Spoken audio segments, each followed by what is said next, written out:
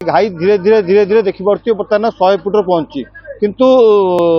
धन्यवाद देवा कथा जिला प्रशासन को एवं माने स्थानीय विधायक तथा मंत्री महोदय को जे तुरंत घटनास्थल पहुंचते जलसंपद विभाग पक्षर त्वरित बेगर काम जारी रही देखिपे बर्तमान सुधा भी लोक लगी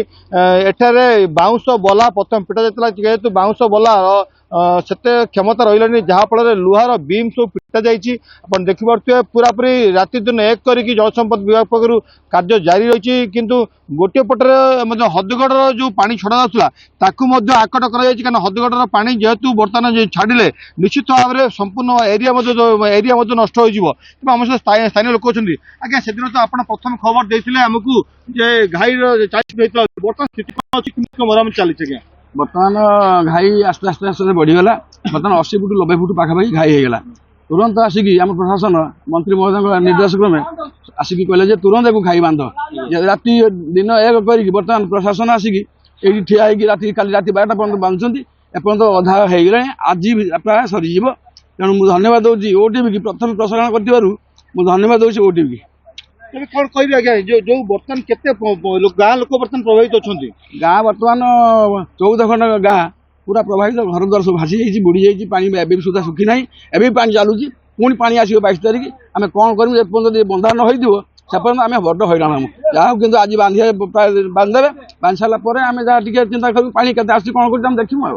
कौन कह आम लक्ष्य करूँ जो घाईटा धीरे छोट होता टे आप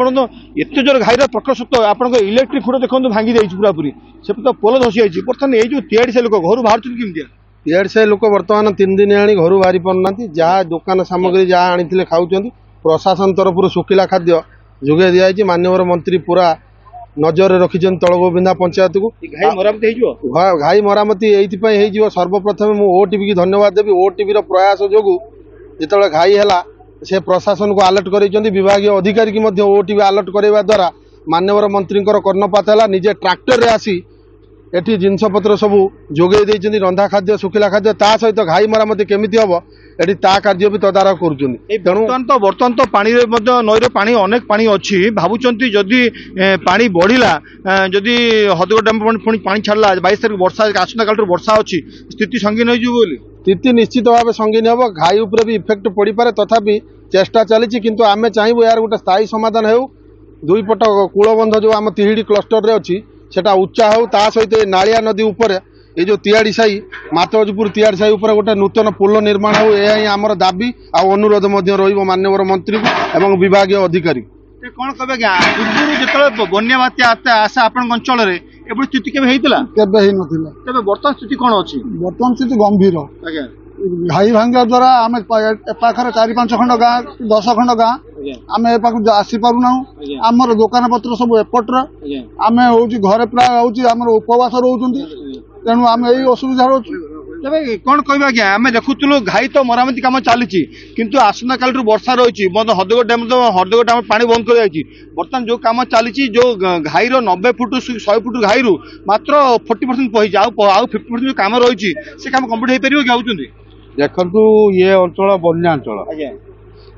तलगोबिंदा पंचायत तिहिड़ी ब्लॉक ये जो प्रत्येक वर्ष ये बारंबार बन्या हो आमर ये पूरा टोटाल कांपड़ा पर्यंत ये जते पंचायत रहा सब विच्छिन्न होती नालिया नदी सालडे नदी मझी नईर ये पंचायत तलगोबिंदा ग्राम पंचायत बुझे ना प्रत्येक वर्ष वर्ष कौन है अधिक पानी छाड़ा द्वारा डैम्र से पूरा एकदम घाई एटी होगा ये पुलटा टोटाल बेकार होगा जहाँ थी टे जावासा होता बेकार होगा आम अनुरोध करुचु सरकार को जहाँ मंत्री बहुत चेष्टा कर सब कार्यक्रम केमी सुचारू लोक चलिए भलमल करेंगे एठिकार सरपंच जे संजीव बेहरा से बहुत उद्यम कर रिलीफ कार्य जमी सुचारू चलवा कथा सी भी चलती किंतु आम अनुरोध करुचु सरकार को ये पुल निर्माण केमी शीघ्र हम रास्ता निर्माण शीघ्र हम এটা চেষ্টা করা নিহাতি দরকার। ତ ନିଶ୍ଚିତ ଭାବେ ସମସ୍ତଙ୍କର ମନରେ ସେ ଗୋଟିଏ କଥା ଇଏ ପୋଲର ନିର୍ମାଣ ତୁରନ୍ତ କରାଯାଉ କାରଣ ଏ ପୋଲ ପାଇଁ ମଧ୍ୟ ଟେଣ୍ଡର କାମ ସରିଯାଇଛି। ଅନ୍ୟପଟରେ ଏଇ ଯୋଉ ଘାଇଟି ଅଛି ଯେହେତୁ ଆସନ୍ତାକାଲିଠାରୁ ବଡ଼ ବର୍ଷା ରହିଛି ପାଣିପାଗ ସୂଚନା ଦେଇଛି ଏବଂ ହଦଗଡ଼ ଡ୍ୟାମ୍କୁ ମଧ୍ୟ ପାଣି ଚପା ଯାଇଛି ତେବେ ତା ପୂର୍ବରୁ ମଧ୍ୟ ଯଦି ସ୍ଥାୟୀ ପ୍ରତିକ୍ରିୟା କରାଯାଆନ୍ତା ଏବଂ ତୁରନ୍ତ ଯୋଉ ଭଙ୍ଗା ଯୋଉ ଘାଇଟାକୁ ଯଦି ଯଦି ମାନେ ମରାମତି କରନ୍ତା ବୋଧହୁଏ ୟାର ସୁଫଳ ଗ୍ରାମବାସୀ ମାନେ ପାଇପାରନ୍ତେ। ମାମା ଭରସା ମାନେ କଣ? ପାତ୍ର ଇଲେକ୍ଟ୍ରୋନିକ୍ସ ସମ୍ପର୍କ ଏକ ଭରସାର